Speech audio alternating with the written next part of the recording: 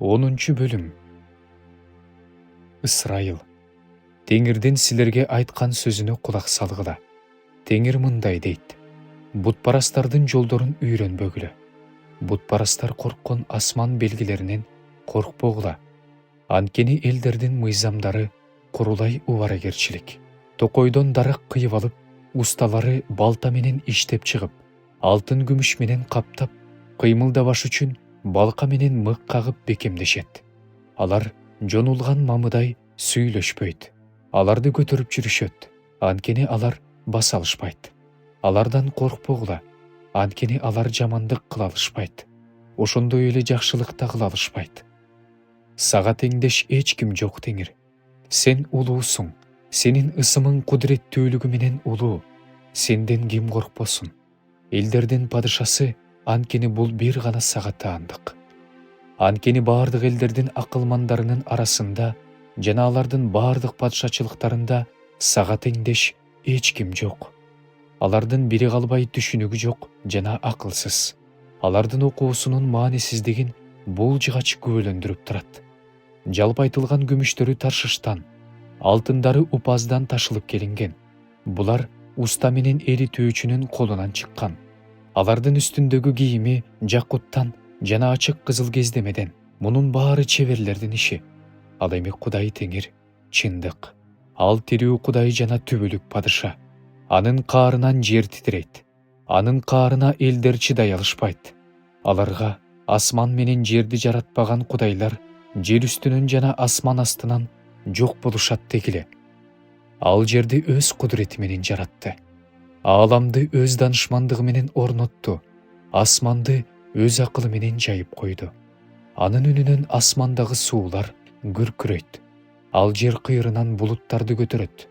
Жамгыр үчүн чагылган жаратат. Өзүнүн сактагычтарынан шамал чыгарат. Ар бир адам өз билими менен акылсыздык кылып жатат. Ар бир ээритүүчү өз бурканы менен өзүн маскара кылып жатат. Анткени алардын ээритип чыгарган буюму жалган нерсе. Анда рух жок. Бул курулай убаракерчилик. Адашуунун иши. Жазалай турган мезгил келгенде алар жок болушат. Жакыптын үлүшү алар сыяктуу эмес. Анткени анын Кудайы баардыгынын жаратуучусу. Ысрайыл анын мурасынын таягы. Анын ысымы Себайот Теңир. Курчоодо отурган Сивон кызы, өз буюмдарыңды жер үстүнөн чогултуп ал. Анткени Теңир мындай дейт: мына, бул жердин тургундарын мен бул жолу ыргытып жиберем. Туткундап кетиш үчүн аларды тар жерге айдап киргизем. Мага кайгы. Жараатым мени кыйнап жатат. Бирок мен мындай деп ойлодум. Чынында бул менин кайгым. Мен аны көтөрөм. Менин чатырым ээн калды. Менин бүт жиптерим үзүлдү. Балдарым менден кетип калышты. Алар жок. Менин чатырымды кайра тургуза турган, жабууларымды иле турган эч ким жок. Анткени койчулар акылсыз болуп калышты. Теңирди издешкен жок. Ошондуктан алар акылсыз иш кылышты. Алардын койлорунун баары туш-тушка тарап кетти. Уккула. Мына, кабар угулуп жатат.